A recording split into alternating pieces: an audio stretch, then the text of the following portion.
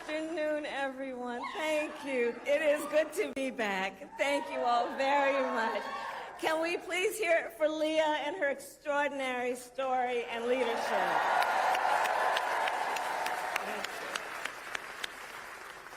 And I do believe our teachers do God's work. They teach other people's children, and God knows we don't pay them enough. Let's thank her.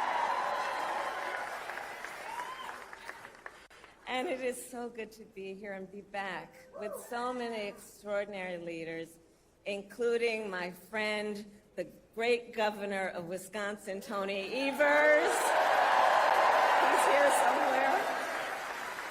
My dear friend, Senator Tammy Baldwin. And you know, I had the privilege of serving with Tammy when I was in the United States Senate, and she is always fighting for the people of this state, and I know that the folks that are here are going to make sure you return her to Washington, D.C. in November. Yes, we are going to elect her back to Washington, D.C. It is so good to be here also with Lieutenant Governor Sarah Rodriguez, Attorney General Josh Cole, Wisconsin Secretary of State Sarah Godlewski, County Executive David Crowley, Mayor Cavalier Johnson, and the great State Party Chair Ben Wickler, who I have worked with. Ben, you and I have been working together for years, and I can attest he knows how to build the infrastructure that delivers wins up and down the ballot. Thank you, Ben.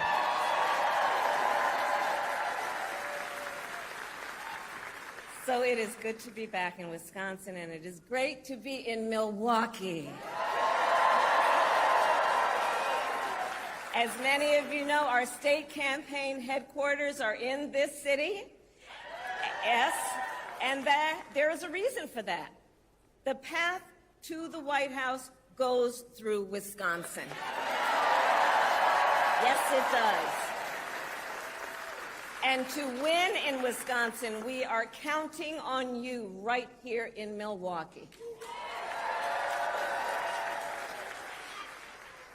And you all helped us win in 2020. And in 2024, we will win again. Yes, we will. So, Milwaukee, I want to start by saying a few words, and I could really speak at length, but a few words about our incredible President, Joe Biden.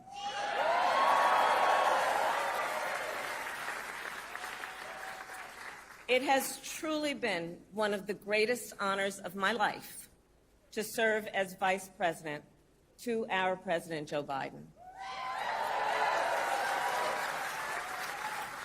Joe's legacy of accomplishment over his entire career and over the past 3.5 years is unmatched in modern history. In one term, think about it, in one term as president, he has already surpassed the legacy of most presidents who served 2 terms in office.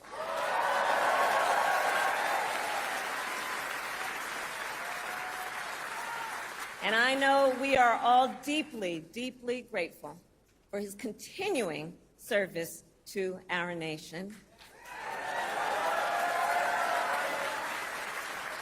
And it is my great honor to have Joe Biden's endorsement in this race.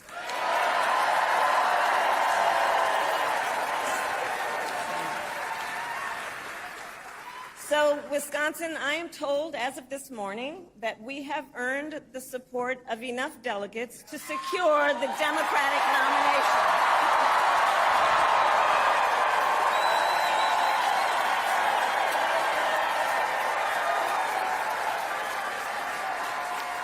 And I am so very honored, and I pledge to you I will spend the coming weeks continuing to unite our party so that we are ready to win in November.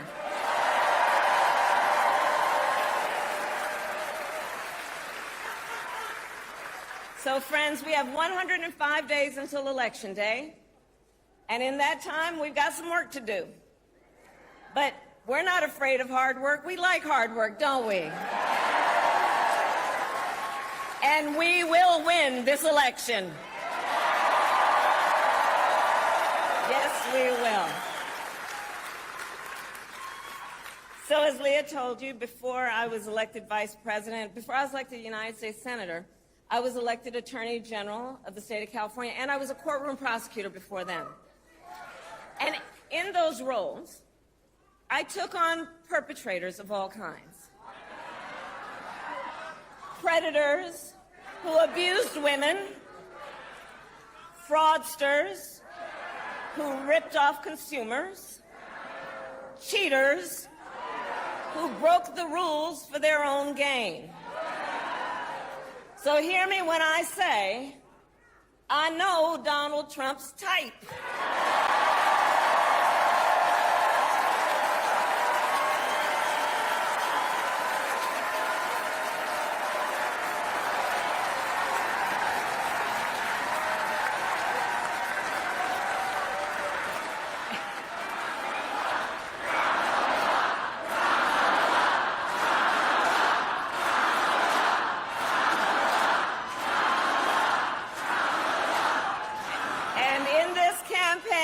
I promise you, I will proudly put my record against his any day of the week.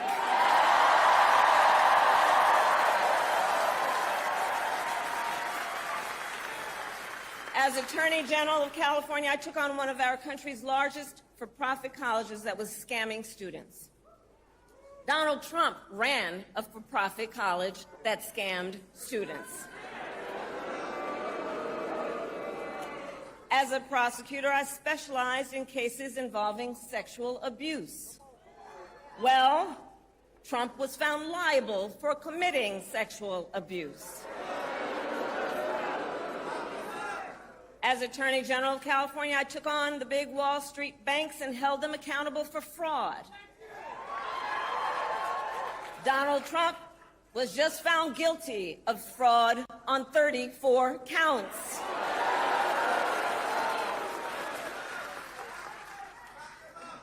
But let's also make no mistake, this campaign is not just about us versus Donald Trump.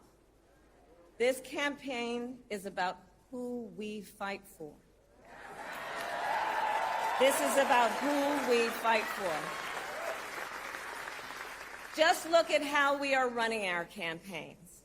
So Donald Trump is relying on support from billionaires and big corporations. And he is trading access in exchange for campaign contributions.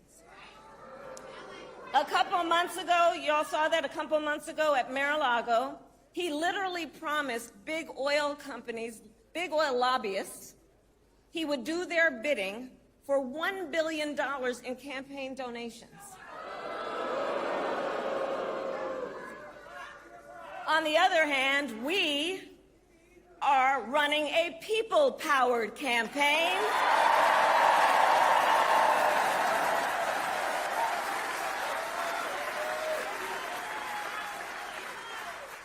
And we just had some breaking news. We just had the best 24 hours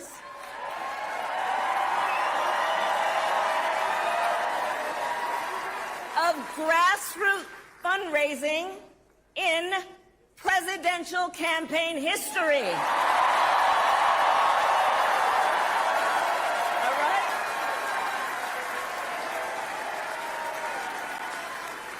And because we are a people-powered campaign, that is how you know we will be a people-first presidency. And Wisconsin, this campaign is also about two different visions for our nation. One, where we are focused on the future. The other, focused on the past. We believe in a future where every person has the opportunity not just to get by, but to get ahead.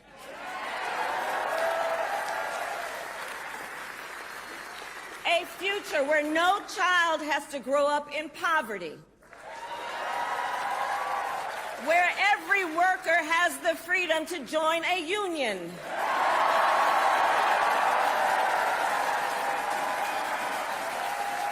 where every person has affordable health care, affordable child care, and paid family leave. We believe in a future where every senior can retire with dignity. So all of this is to say, building up the middle class will be a defining goal of my presidency.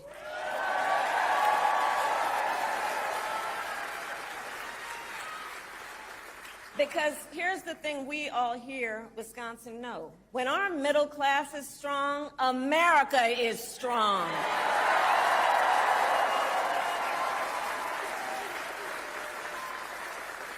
But Donald Trump wants to take our country backward.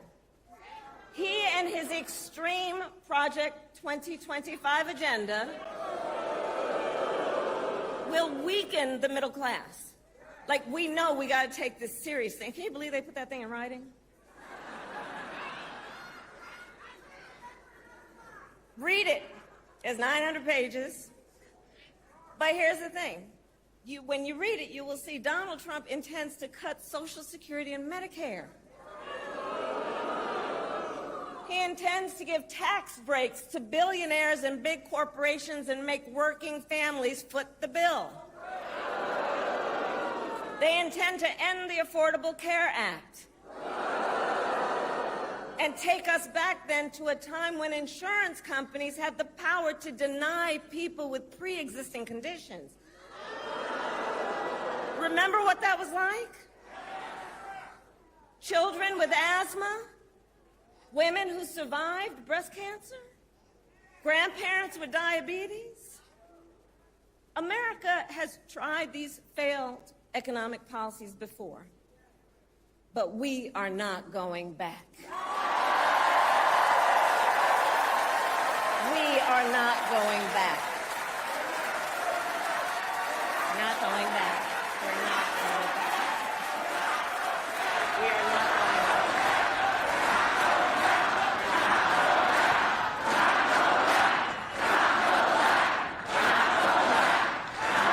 And I'll tell you why we're not going back. Because ours is a fight for the future. And it is a fight for freedom. Generations of America's, generations, and we have to remember this, the shoulders on which we stand, generations of Americans before us led the fight for freedom. And now, Wisconsin, the baton is in our hands.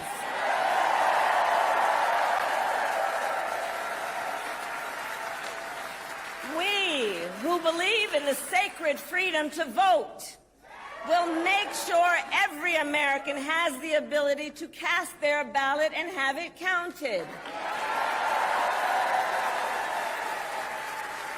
We, who believe that every person in our nation who should have the freedom to live safe from the terror of gun violence, will finally pass red flag laws, universal background checks, and an assault weapons ban.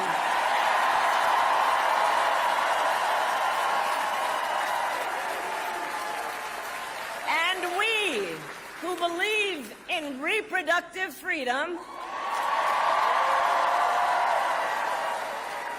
will stop Donald Trump's extreme abortion bans because we trust women to make decisions about their own body and not have their government tell them what to do.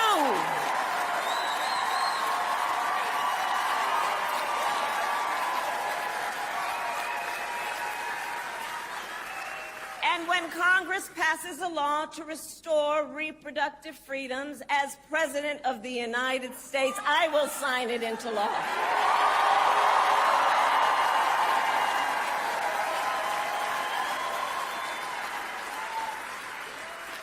So, Wisconsin, ultimately in this election, we each face a question. What kind of country do we want to live in? A country...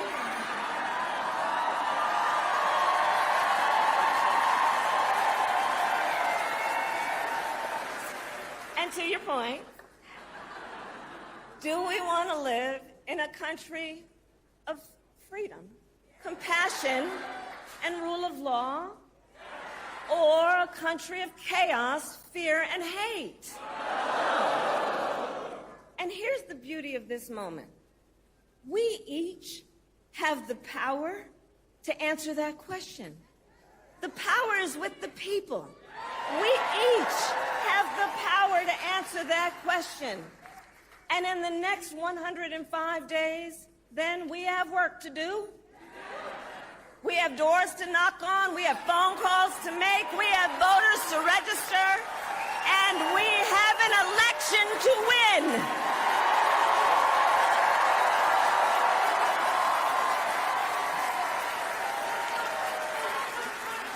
So, Wisconsin, today I ask you, are you ready to get to work? Do we believe in freedom? Do we believe in opportunity? Do we believe in the promise of America? And are we ready to fight for it?